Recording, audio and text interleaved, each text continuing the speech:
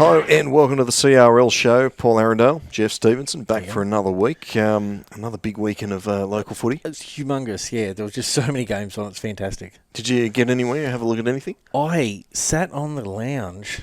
That was where I visited this week. But I watched a lot of BarTV, and there's a lot of great stuff that I found. There's a few little clips that I kind of that jumped out at me. I had to I couldn't help but have to show you and the viewers on CRL show. Right.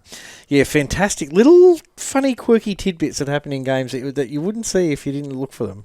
Oh, we'll have a look at them. We'll get them up. This is fantastic. I want to see more of this. Okay, this is Ladies League tag. Yeah, Ladies League tag and try. Yep. What are we going to do? Little dance, fantastic. I think she didn't quite want to do it, but she did.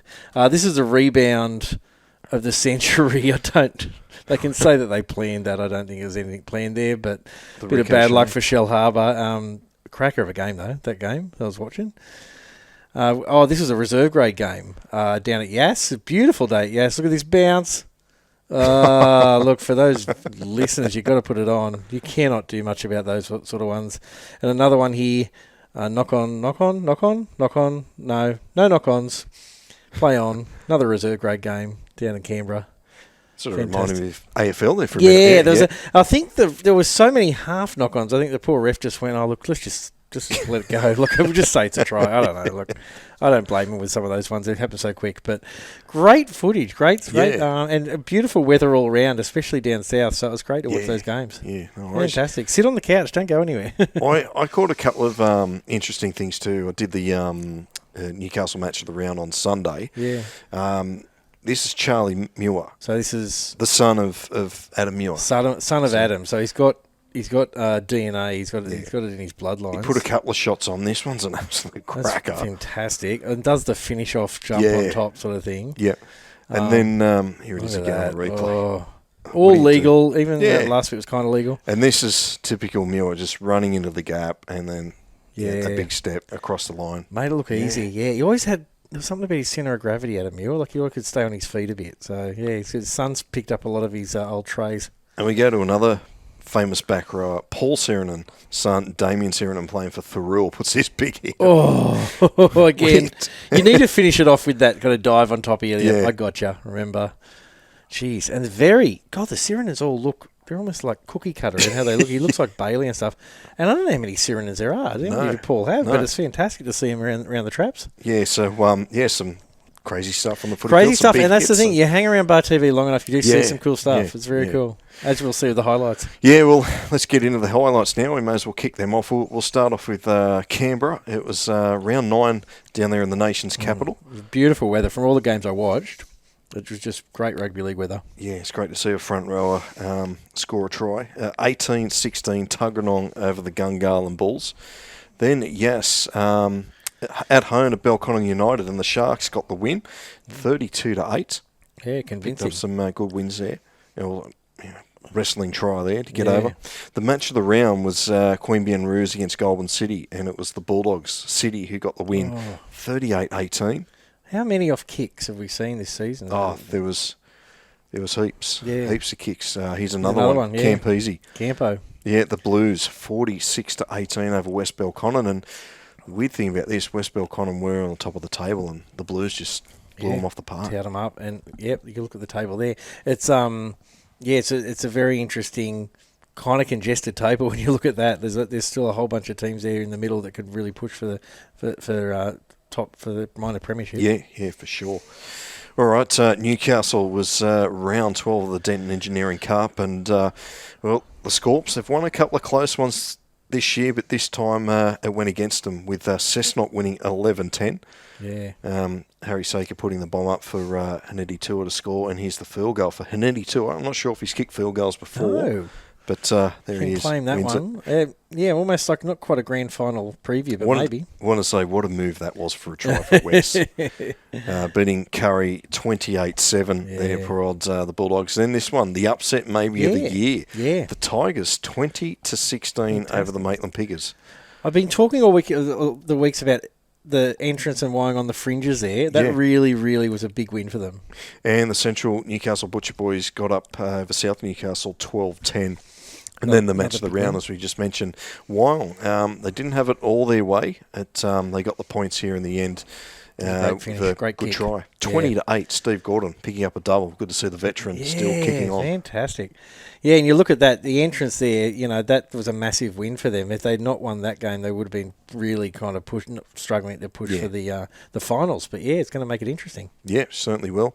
We'll go now. We'll go to NRRL up there on the north coast. And interesting here. Some of the grounds, they've had to play on a few local paddocks here, but Ballina had a good win over Northern United. What was that one? 26-18. Balambul got the job done against Lower Clarence 64-6. Coogin likewise against Kyogle 66-6. Yeah. And we got Evans Head v Tweed Coast. 70 points scored in this one. Yeah, it's a 40-30 game. You agree? I'd love to have been at. And then the retro match. Good to see him wearing the old jerseys. Oh, yeah. Murwillumbah too strong for Morris Brothers. 36-12. Yeah. A few blowouts up there this week. I don't know what that's all about. Maybe just mid-season.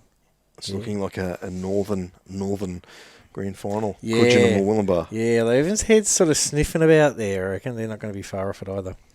The Gold Coast across the border. It was the local derby, Coogin and Tugun. It's neck and neck for a long, long time, but the Seahawks just ran away with it in the end, 30-14. Burleigh had a big win over Helensburgh, 54-8. Both wearing Indigenous jerseys for this one too.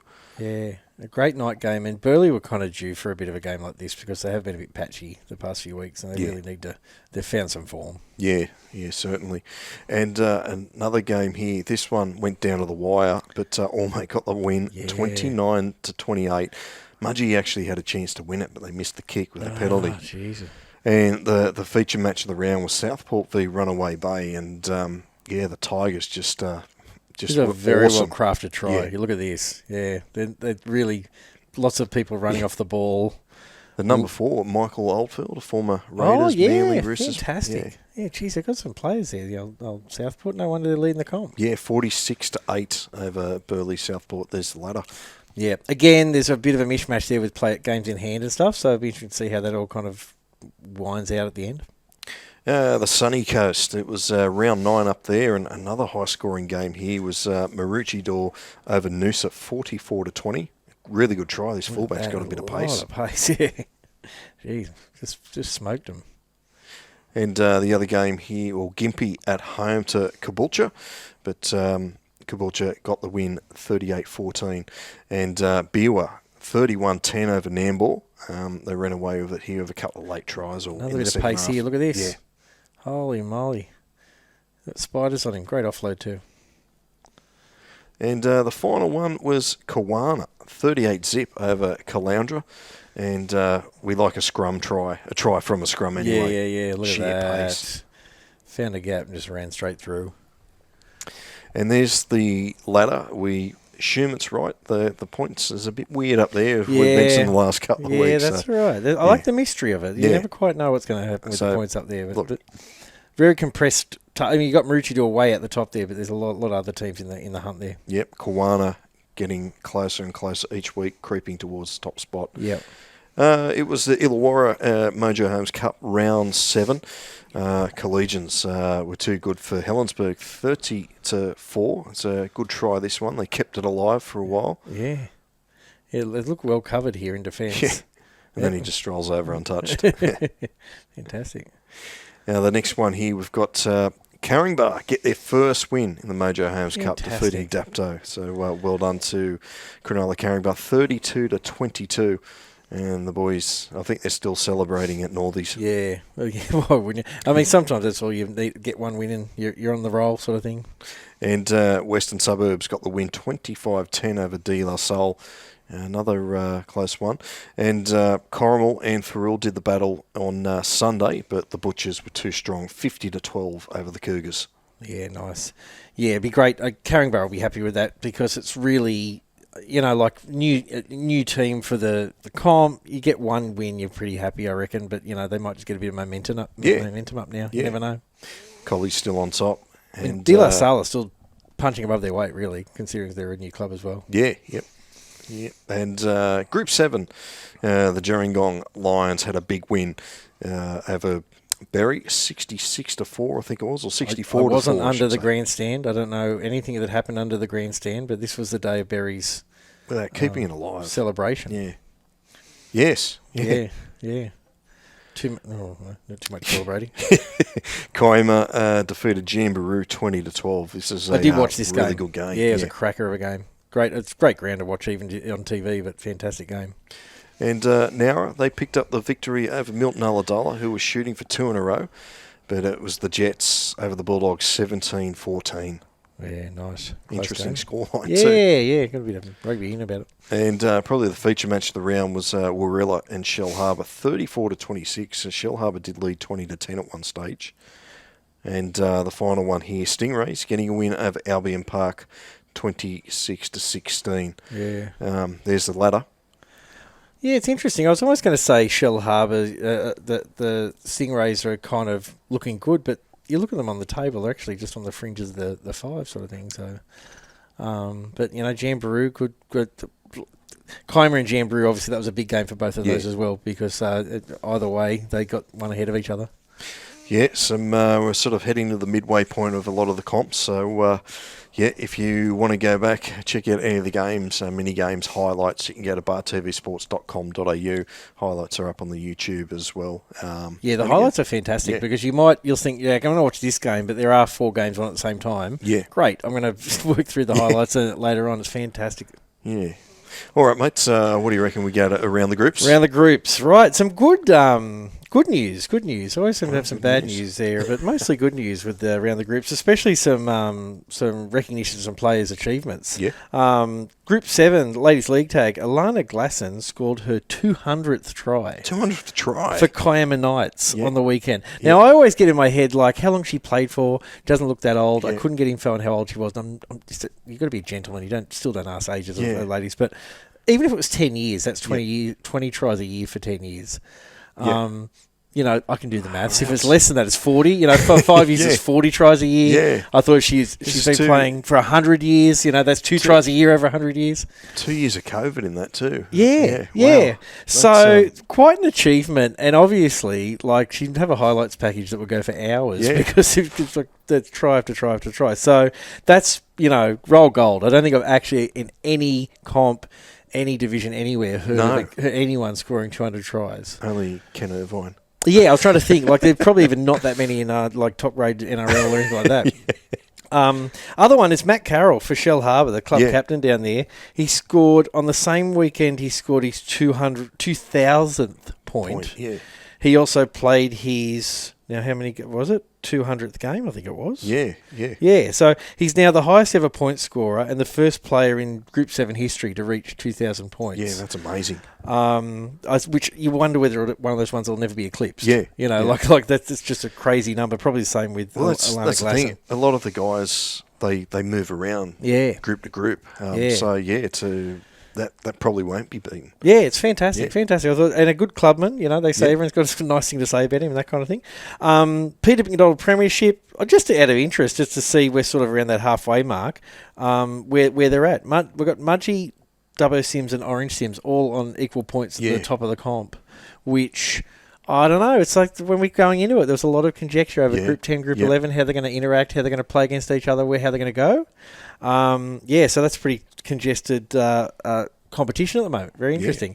There was a great little story about, there's a player called Nick Murphy. I love these stories, where it was his 18th birthday on Saturday. He played for Orange Sims. Yeah. And Sunday he made his first grade debut. Wow. So he played off the bench, played 50 minutes of the game, scored 2 tries, kicked a goal, was lauded as this, had just slipped into first grade like nothing else on his 18th birthday, which I thought was fantastic news. Wow.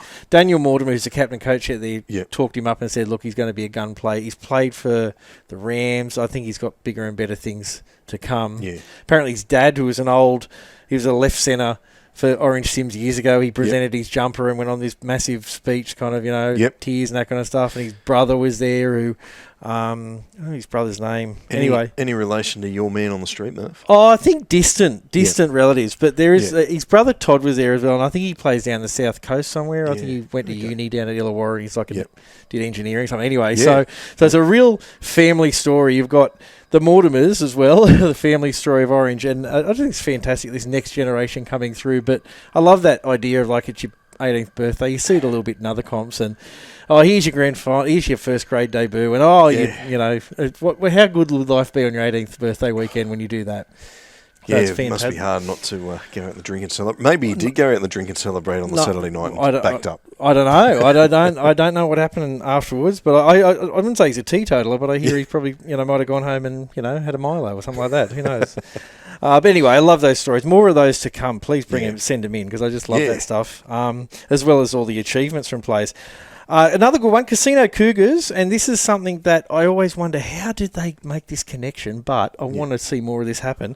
They sent a whole bunch of jerseys to, we can probably see them on the screen right now, they sent them to the Tabo Junior Rugby League Club in Papua New Guinea. Okay. Yeah. I couldn't even find Tabo on a map. Yeah. I couldn't find anything about the footy team. I couldn't even tell you whether it existed as a place. That must be that tiny. I have no idea. And Casino Cougars people out there, please let us know how it happens because you can see how big a difference it makes. I think we've said this last year when we were talking on the shed. The players, prior to getting these jerseys, often just wear whatever jerseys they've got. There's no kind of connection. The club doesn't feel cohesive because everyone's just wearing whatever they turn up in. You see these young guys wearing all the same jersey, and they've come from Australia, where they would say that's the birthplace for them of the rugby league. A club like Casino too, who is struggling. They don't have a first grade team this year. Precisely. A lot of people involved in the club would have been involved in the floods, no doubt. Yep. So that's amazing. And as well as everything, everyone knows in a club, your flat chat just keeps the place running. Like, no one's thinking about what's happening in Papua New Guinea. So a credit to the Casino, and if we can somehow, I would love to set up some network where you can connect these little 2-bit towns in Fiji and Papua New Guinea with these clubs that have got old jerseys, and they're like, go on, have fun with them. So that's fantastic. One last thing. I was working my way through the World Wide Web while I was sitting on the lounge. Yeah. And all the appropriate stuff I'll tell you about. But the one thing I've noticed is Group 7 website has a really good program, digital program that covers every grade, ladies league tag. It comes out every week. And like when you're watching BarTV especially, it's very handy because a lot of clubs do their own team lists, which is great on Facebook and stuff.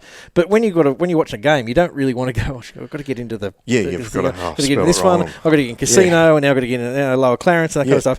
This is just there, one page. Like, it must be what they print and then sell there. A credit to them. It's a really good website, actually, www.group7.com.au.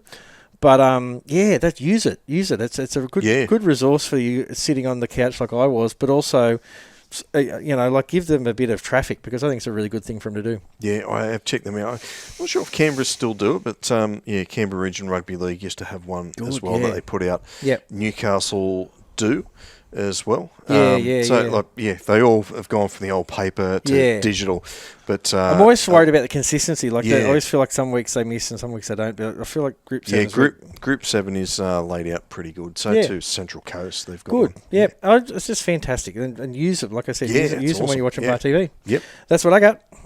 That's around the groups. It's around the groups, yeah. Hang on. We've got one more. Last thing. Yep. The Old Bar Pirates Old Boys are not having an Old Boys Day. They're having an Old Boys training session, which I think is a fantastic idea because you can just kick on into the night. I don't know. There'll be a few injuries. Yeah, I know. I think they're going to. They'll sit and watch training and probably give them some tips from the from the hill.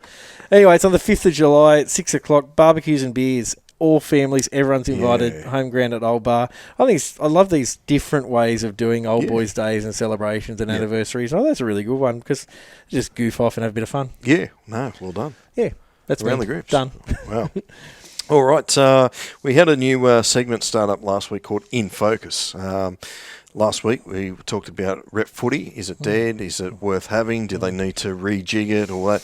This week, In Focus, a little bit different. It's sort of a similar topic. It's with Toowoomba Clydesdale, or the Western Clydesdales, being accepted in the Queensland Cup next year, 2023.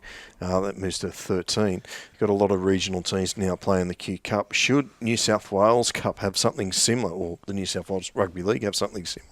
Yeah. So, I mean, look, if you got any thoughts on this matter, again, leave a comment. Send us an email, BarTV. We might be able to read a few of them out next week. Yeah. But yeah, New South Wales Cup, it doesn't really have any regional teams. No, it's not New South Wales really, unless it's the Newcastle City Wollongong kind of thing again. Yeah. And I think I love the idea of it. What I think, there's a few things that are happening at the moment. I get the feeling from what I hear that the NRL is going to reintroduce a reserve grade, which will pull the rug from under the New South Wales Cup and potentially the Queensland Cup, because the feeder thing will end. Yeah. You will just have a reserve grade for the Knights, a reserve grade for Parramatta. Now, that's, New South Wales Cup's built itself up now based on feeder teams, and I've always been worried about that there should be some clubs in there that should be able to stand on their own 2 feet without the need of a feeder club. Yeah. And once that can happen, you can have teams from everywhere. You can have teams from anywhere. It doesn't really matter, and you could expand out into the country, no problems whatsoever. Well, I mean, I'd love to see regional teams in a New South Wales Cup, so a young kid at 15 or 16 doesn't have to pack up and head down to Canterbury or somewhere like that. They actually can stay home, study. They might live out Narrabri or somewhere, but then they can travel an hour, 2 hours to get to Tamworth to play for a regional team. Well, you look at someone like Nick Murphy that I was talking about earlier on around the groups. He's someone that's been probably watched by NRL clubs, but he's playing for Orange. And if it wasn't, no one out there, I doubt they were sending scouts out. Yeah. Whereas in a New South Wales Cup structure, there'll be a lot more attention for those sort of players that really.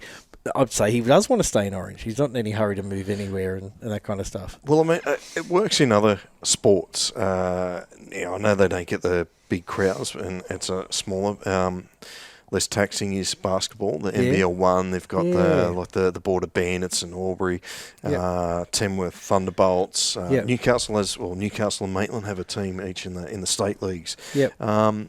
Northern New South Wales soccer, there's different things in other sports as well. So why can't a team from Tamworth, Wagga, Dubbo, Orange, exactly, Port Macquarie? and they've been. To the New South Wales Rugby Leagues, to their credit, a lot of these organisations are being reasonably ambitious at times. Like they try to get good broadcasting deals, and they. I was saying this through the week, Fiji's playing in Ron Massey Shield and that kind of stuff. They're really open to new ideas, but when it comes to our own home territory, they're open to sort of expanding into heartlands like Fiji and Papua New Guinea for Queensland Cup are easy decisions because there's interest there. Yeah. It's the same with bush footy. There's interest out there. Like if you had a team coming out of Port Macquarie, you get interest and media and players and fans. It's the same thing. I guess the question is, what's more important? Is obviously money's important to run these comps. Is it money or is it your own backyard development? Because thing is, it's good for international footy when Australia gets beat, but we're already seeing it in the State of Origin. There's a lot less talent for New South Wales to call upon. Yeah. And you talk about money, like the NRL's made $40 million last year, and the way I think of that, I think it's good to squirrel that away for a rainy day and all that kind of stuff. But there's some point where rainy days stop. We've just had COVID. That was a pretty rainy day, and we survived that. And I'm not saying you grab that money and spend it all. But if you've introduced that savings into your structure, it gives you scope to spend a bit. Yeah. And rather than just sit on it, spend it on something wisely, like doing something in the bush. Like if they had to give up $5 million to make this happen, who cares? Exactly. Like what difference does it make if you're making $40 million profit?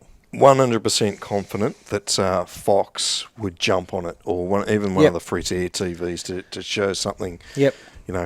The infrastructure's there. I think in the past they would have said, but where are we going to play? And it's like, well, you can list. The list has grown. Yep. You got Mudgee, Port Macquarie, Orange is getting their new stadium up and running. Coffs Harbour, Wagga. The list just keeps growing and growing and growing in grounds that you don't. Fair enough. You're not going to get thousands of people at these games, but you've got good facilities. So if someone does go to a game and they might watch Newtown play Mudgee, Yeah. they have a good experience. That's They go, it. it's fantastic. You keep a few of the old teams from Sydney, Norths, Newtown, Illawarra, Wentworthville, Mounties, then you throw in a Central Coast, Wagga. Yeah, we've solved all the problems. Fantastic. Here, and really, like, there's also a lot of, like, what about, how's it going to affect bush footy and stuff like that? At the moment, because Women's Rugby League, NRLW, is kind of encroaching on various parts of the season, maybe you could condense this New South Wales Cup, State Cup, to a smaller period of the year, so those players can go back to filter back into their clubs. Like it wouldn't be that big a deal to say, look, we play New South Wales Cup as of July till September. Give some of these players a chance to play for their local clubs up until that point. It's not that complicated in a way, but it feels like it's going to be a really difficult thing to get over the line, which is frustrating. Well, we'll see what happens in the next 12 months, I guess. I think it's next 12 hours. I'll get this podcast and they'll be quick. That's a great idea. Let's do it. They've said it on the CRL show. But like I said, that money thing, it's almost like the golden goose kind of situation. But when the sport didn't have enough funds, it's like, but now we've got funds. What are you going to invest in that gives you the best results? Now, they'll say, we won't make any money, the crowds, the sponsors, stuff. No, you'll make money because you'll have new superstars that you've discovered that don't go and play AFL rugby union or just stop playing. I think if Tamworth or Dubbo have a higher quality than what they're actually seeing at the moment, even Wagga, they will get crowds. No doubt. They won't pack it out. Maybe they will. And sponsors, and they'll probably capture. You think about it in context. Newtown, Wentworthville, Windsor. How much media do they get in Sydney? Like, they must get the bottom of the barrel. Whereas if Port Macquarie set up a new team and said, we're going to be in the New South Wales State Cup, every newspaper up there covered, all the radio, all the TV, all that kind of stuff. Newtown's coming to town. One of the North Sydney coming to town. Like, that kind of stuff would generate interest that then would lead to sponsors that then would kind of start to fund it and get crowds.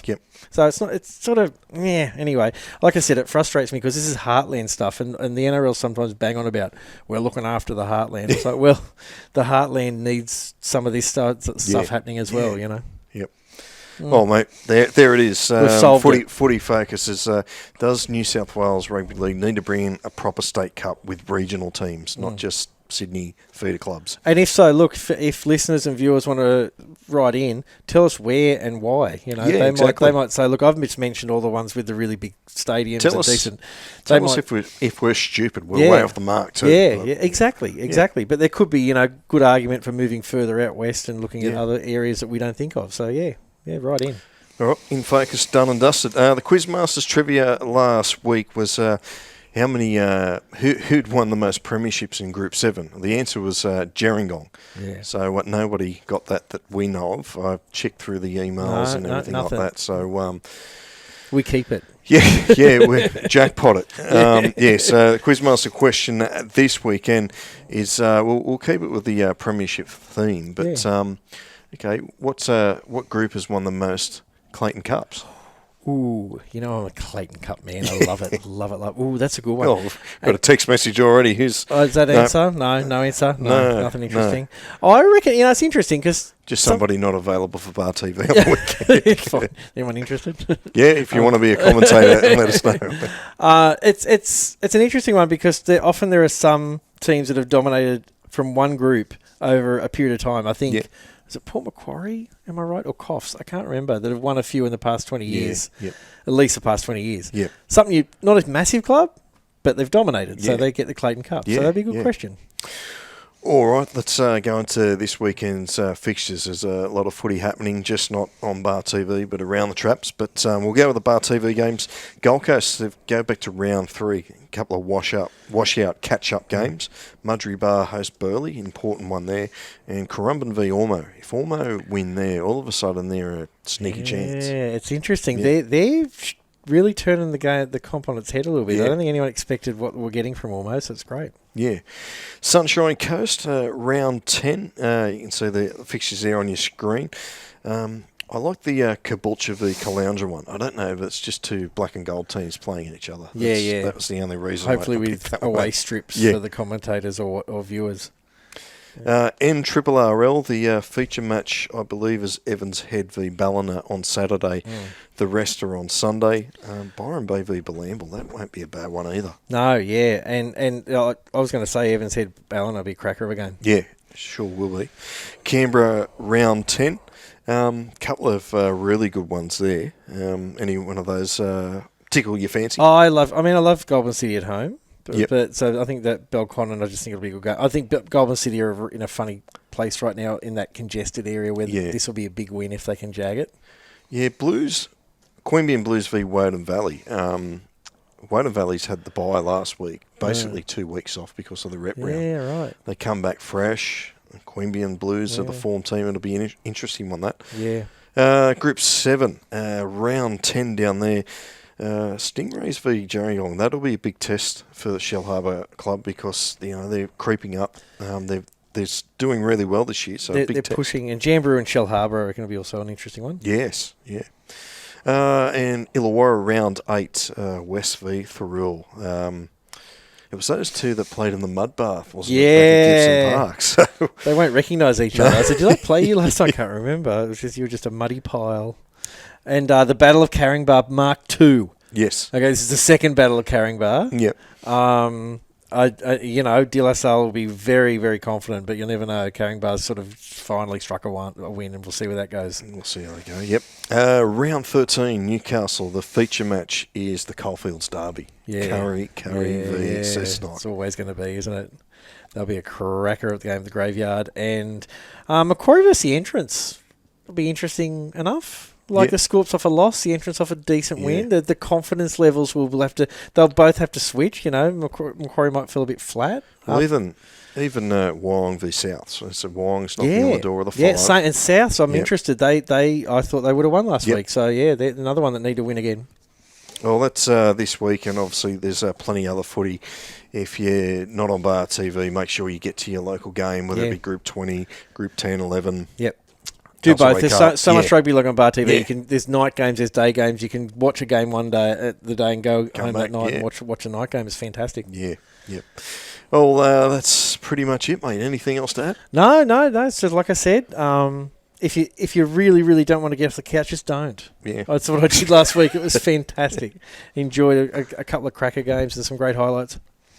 All right, it's time for us to get out of here. Thanks for joining us on the Country Rugby League show. We'll be back next week. Get out, support the footy. Yeah.